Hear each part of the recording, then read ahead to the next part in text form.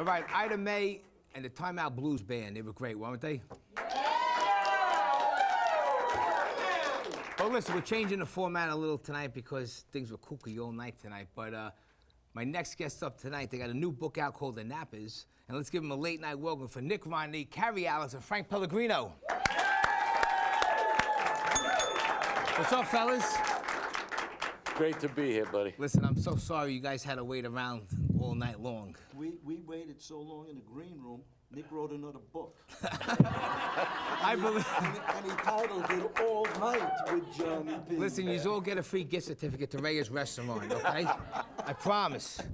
Unbelievable. Listen, this is not You NBC. should be so lucky. No, I know you're 100% right. Now listen, guys, thank you for coming. You're a first-time author. Correct. What made you finally unleash the beast and write the book? Boredom. No, really. Well, it's really about my neighborhood where I grew up, and I've never lost the love. And being friends with Frankie, and Frankie's restaurant being in my neighborhood, which is East Harlem.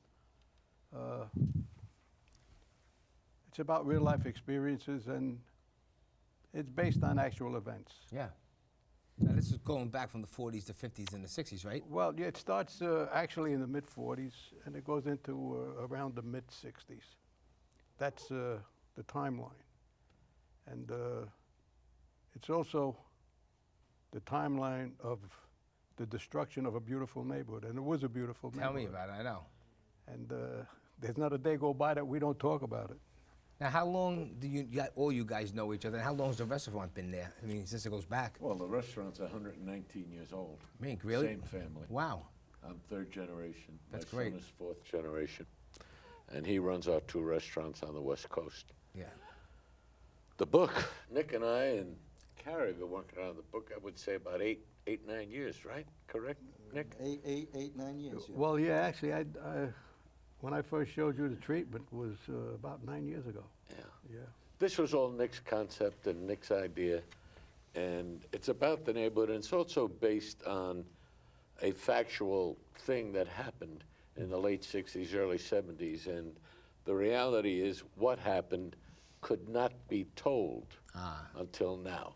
That's what usually the case is. Exactly. So this was something that you couldn't speak about, was never spoken about, but happened. And again, now the story can be told. But what Nick did that's really so brilliant is he wove into this a love story. Mm-hmm. So this may be the first mob-type film, like a Goodfellas, that has a real, genuine love story in it. And that's what makes it different. That's what makes it very, very rich and creates a couple of heroes that you would never suspect in a book such as this. It's like a twist of faith, pretty much, right? Absolutely. And the guy from Goodfellas who wrote the screenplay, was it Nick Pellegrino, right? Right. He made a good, nice quote about the book, and is he endorsing it? But it's, Yes. it's on the Yes, book it's right on the here. book. Yep. Okay. The Nappers is a saga about an East Harlem, New York gangster who comes up with a lucrative, if dangerous, idea of kidnapping his fellow gangsters. It is also the story about the collapse of the mob, which turns out to have been caused more by urban renewal than the FBI. And there is also enough of a love story stirred into the plot to make a great movie. Can't wait. And that's what we're working on now. Yes, Screenplay. that's what I was going to ask you a little while later. The movie, a lot of talk about it. Could you elaborate on that at all? Well, I'll let Frankie and Cary talk about it. We went, Nick Pellegrino is a friend of ours, and when the book was published, we spoke to Nick, and I spoke to Nick, and we gave him the book, and Nick loved the book. He then gave it to another gentleman out in California, and his name is, Arthur Arthur Sarkisian. Sarkisian. who's the guy who did all of the Rush Rush Hour. Hour. Rush Hour movies. Oh, really? right. And he happened to love it. And so Nick said, give it a go and start to put the script together, write the script. So for the past 3 months, we've been, actually Nick wrote the script long ago, but over the past 3 months, Nick has been revising the script. And Nick Pileggi has been helping us and advising us and helping to construct the whole plot and the way this thing is going to run out. And it's going to be fabulous. It's Listen, just wonderful. award winners like that's great. Yeah. You don't get people like Nick No. Pileggi to, just jump in and No, you never and even hear help. his name unless he's doing something big. Exactly. He made a comment about this book. He said, this is going to be the next great mob movie.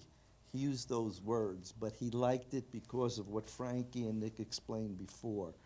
There are three themes. It's not just about the mob. It's a love story. It's a love story of a neighborhood. And it's really a very, very compelling book. It reads really quick, not because we're involved in it, but it's a quick read. And there's a lot of excitement in it, and there's a lot of different twists and turns.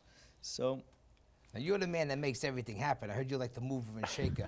I want to know who started writing it first, or did you all just have a meeting and... no, that was No, Nick. that's Nick. Okay. Yeah, Nick wrote that book. but I couldn't get things done without these two fellas right here. But you're a contributing writer yourself, aren't you? Yes, some of the stuff was from things, same thing with Frankie. You know, some of the things in there were things that we knew about that were appropriate, so it wound up in the book. Because I heard that radio interview on WOR was great. Right. And I listened to some of it Yeah. just to try to Well, find out some We more were more stuff. like in an editing capacity where we kind of were looking for the reality. And that was the main focus of this book, was to make it real. Would someone say that? Would someone do that? Did that really happen? When did it happen? So chronologically, editorially, we helped in that regard. But that's Nick's baby. That's Nick's idea. Nick wrote that book, and that's all there is to it. Keeping in mind, Johnny P., when I write with a pencil, Old a school. pencil sharpener, and a loose leaf book. That's the only way the words come out. You put me in front of the computer, I hear you. right? It's like putting Ray Charles in front of the computer. Now, are there any names that you are looking at it if this thing does get put to film to play certain parts in it? Because I know a lot of the characters you're pretty much based on your neighborhood friends and just guys from the neighborhood. Well, I would have loved Dean Martin and Frank Sinatra, but they're not available anymore. We need the Rat Pack back. We need a new Rat Pack. Yeah, well, you know what? We got enough trouble writing the script. We'll worry about the actors later. Exactly. Let's get the script done. Yeah, Then we'll be fine. there's a cadre of names that we've talked about that we would love to see, potential people to play certain parts. But, as the screenplay is, matured, what happens with the producers and directors, they start making suggestions of their own. So we're just interested in getting the screenplay done now and getting it moved as quickly as possible. As Frank and Nick said, Arthur Sarkisian, who's a pretty renowned producer, he's working on Rush Hour 4 now. You know how successful the Jackie Chan movies have been. And when he read this, he just said, I am doing this movie. I love it. So it's very, very exciting. What about book signings? You had a couple already this year, didn't you?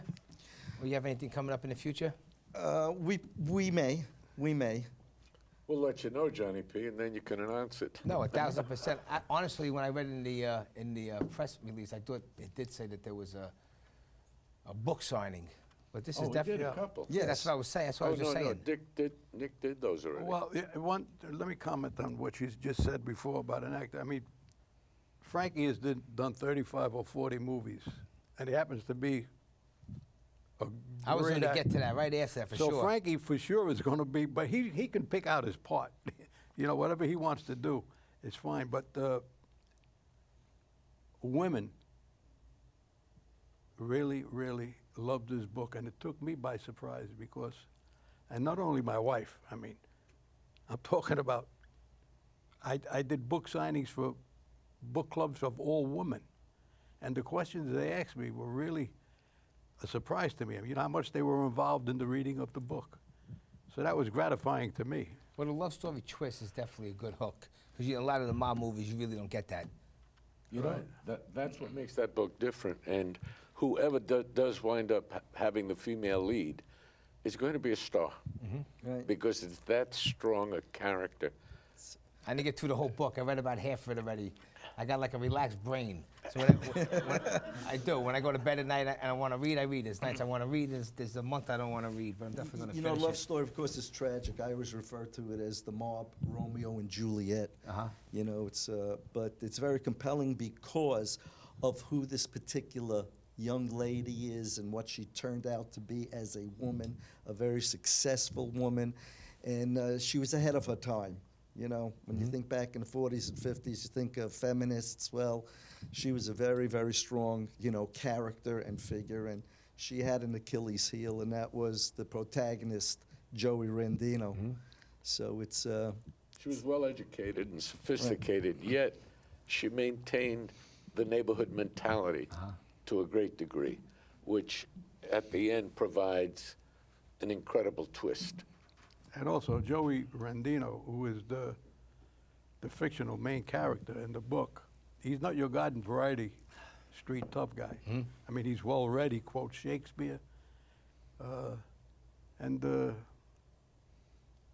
every woman wishes they could have a man like that until the end of the book. I know, I hear you. Listen, all my books, believe it, I give them to my aunt. She reads them, and then we sit down at Sunday dinner, and she tells me the whole story. And then I read it when I get to read it. So, but listen, that's almost your guys' time. Let's get to Frank for a minute. Frank, for people who don't know you, why don't you just give us a fast little background on your acting and just tell them about the, you know, Well, when did you start? oh, I started 35 years ago acting. I was in Goodfellas, and I was 5 years the head of The Sopranos, the FBI on The Sopranos. That was me. I'm the one who made Andreas throw up. And I've done about 35 movies and 50, 60 episodes. I just did an episode of Odd Mom Out. I don't know if any of you watched it, the last episode of it. I played the psychic, Ronaldo, in that. So I've had a decent career in the movie business. It's been great, but this is not about me. This is about Nick. No, this definitely. is about Nick's book, and I'm grateful for the success that I've had, and it's been a lot of fun. I did the Gotti movie. I did 3 Woody Allen movies. I did a bunch of stuff. Gotti movie was great. Yeah, that was a great movie. Great cast. We had William Yeah. Forsythe here a couple of months ago. Oh, did you? It loves, and that's one of his favorite times. He said, Well, "Oh, he-" Armand Asante was the lead. Was he's just awesome. fabulous. And a whole great cast and crew guy. in there. Yeah. You know, to this day, it still holds up for all Yeah. the movies. And Anthony listen, Quinn was also in that movie. he was great. Yeah. In fact, I stood on the set one day to watch him work, because every actor wants to watch Anthony Quinn work. And he did a scene, they shot it 4 times. And each time, Anthony Quinn did it differently. And all 4 takes were brilliant. That's how great Anthony Quinn was. Yeah, you know, I didn't even know who he was till the Gotti movie. Then my mother goes, "Oh, Anthony Quinn." I watched all the old Yeah. movies, and he was dynamite. Marlon Brando days from up then. Absolutely. You know. So now listen, that's your time, guys. What's future plans? Where could people find you on the internet? The book, Facebook, social media, Facebook, the Nappers. You can find us there. in your trunk, right? And Yes. it's always in the trunk. No, we've already sold those out, plus a bunch of others. That's all. Listen, that's the only way to go. The We old gave school out ways. more books than we sold. Listen, in the music business, my band, we gave out more I know. CDs than we sold. That's okay. That's how you got to do it. That's Yeah. right. You better give it away to no one know what it is. 100%. Well, fellas, thank you so much. Thank you, Thank John. Thank you for Thanks having for us. Guys, let's give them a late night goodbye.